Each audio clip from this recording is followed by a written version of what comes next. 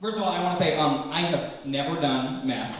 I know my spelt figure might betray that notion. Meth. Right. I've never done meth.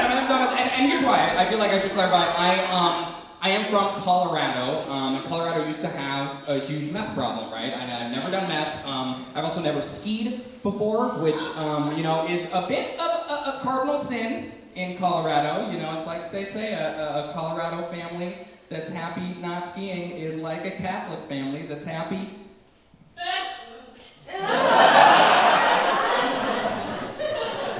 It's rare, I guess. I can say that. I have some Catholic friends. But I've never skied. I've never done meth before. I've thought about it, never done it. And here's why. Like I said, Colorado used to have a huge meth problem, but that is until the Colorado Anti-meth Project, okay, which was a series of PSAs, commercials, billboards, which drove meth usage down in Colorado by 90%. This is true. With the tried and true method of scaring the shit out of teens, mostly, right? And there were a lot of versions of it, but my favorite was there was a billboard right next to my high school, which was a picture of just a gross, grungy sink, splattered, covered in blood, okay? And it said at the top, "You never think you try to peel off your own skin." That's true, yeah. I've never thought about that. You never think you try to peel off your own skin. Meth will change that. First of all, very effective, right? I will never do meth as a result of that. I hope none of you will ever do meth as a result of that. Maybe for some of you it's too late, I don't know.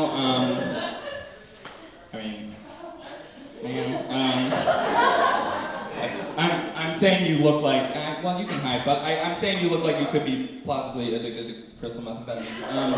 I said it about myself too, though. It means we're skinny and popular, right? So, okay, yeah, that's fair. But listen, you never think you try to peel off your own skin. Meth will change that. What I would love to see would be a similar style of PSA, but for way less dangerous drugs. You never think you try to peel a grape with your teeth and then use the peeled grape as sort of like a lip balm on your lips because your lips are super duper chapped. Weed will change that, Or you never think you get in a very public argument with a stranger about the Israeli-Palestinian conflict in a Wendy's. 4 drinks will change that. Or you never think you try to sort and categorize an entire party-sized bag of Flamin' Hot Cheetos by size and shape.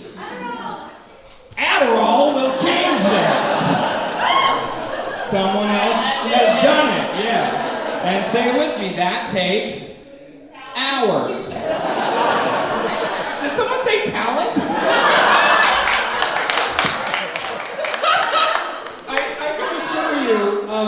It takes no talent whatsoever. Just mostly grit. And drugs, really. Grit, determination, and drugs. Believe it or not, from my demeanor, I had some teachers when I was a youth who tried to get my parents to put me on Adderall. To help you picture what I was like as a kid. Picture Sid from Toy Story meets Chicken Little. Cute, but in a bird kind of way. And I had those glasses, right? But not just the glasses. I had glasses with that strap in the back. That strap, I called it. Yeah. I called it the action strap, right back here, right? Because I lived a very active lifestyle. Okay, I was doing this a lot, apparently, with my head, And they were flexible glasses, right? Like literally the wires in the glasses would bend, right? Because my parents didn't trust me. And so there was another girl in my class in the first grade. Her name was Rachel Wilson, and she also had glasses. And one day I was just playing with my glasses, just bending them as one is wont to do. And she was like, "Oh my God, like how do you do that?" And I was like, "I'm gonna just do it." And she was like, "Oh, okay." And she snapped her own glasses. And I went to the principal's office for that. But she is addicted to meth now. So.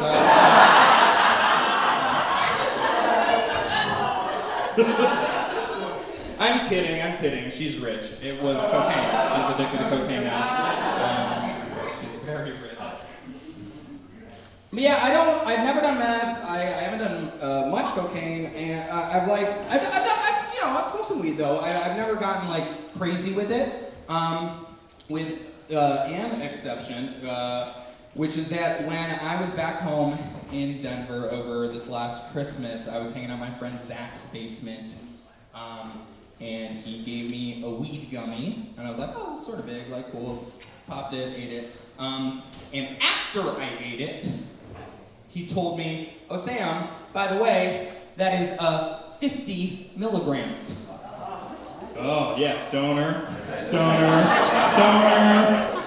Yeah, for the rest of you, that reaction makes a lot of sense. For those of you who don't regularly eat marijuana gummies, think about it like this, like in terms of alcohol. Like eating a 50 milligram gummy is like if instead of doing like a couple shots of alcohol to like kick off your night, if instead you just like slammed your head in a minivan door. Over and over again. So, I had eaten this gummy and I was freaking out, right? I've never been this high. The walls are doing dubstep around me. I am 90 feet tall and I can hear time. Like, not as in like the ticking of a clock, but as in like it's inscrutable passage, right? So I'm losing my mind, and my friend Zach, who gave me the gummy, puts on the movie 24 days later and passes out.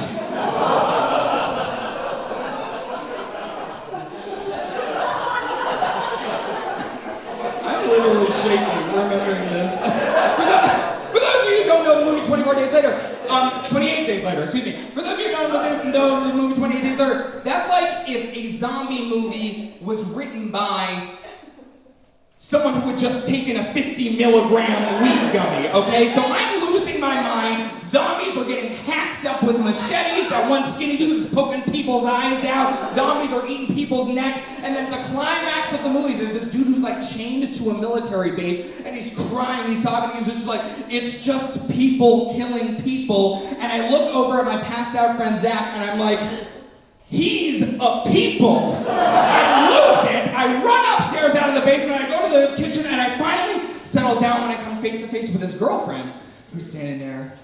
And I finally breathe, because we make eye contact, right? And she like pushes some water across to me, and I'm like, oh my God, thank you.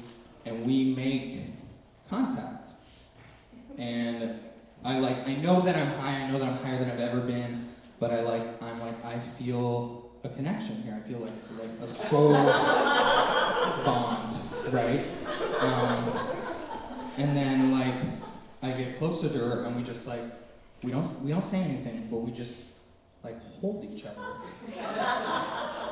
And I'm like, I'm so conflicted because I'm like, I'm in love, but I don't know how to tell my friend that I have fallen in love with his girlfriend.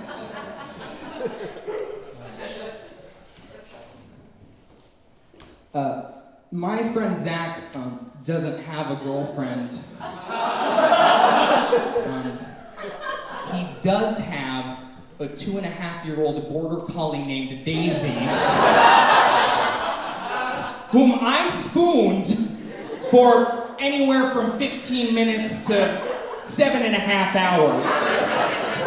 Because you never think you'd fall in love with your best friend's dog and then plot a to run away so that you can escape society and the shackles of expectations put upon you,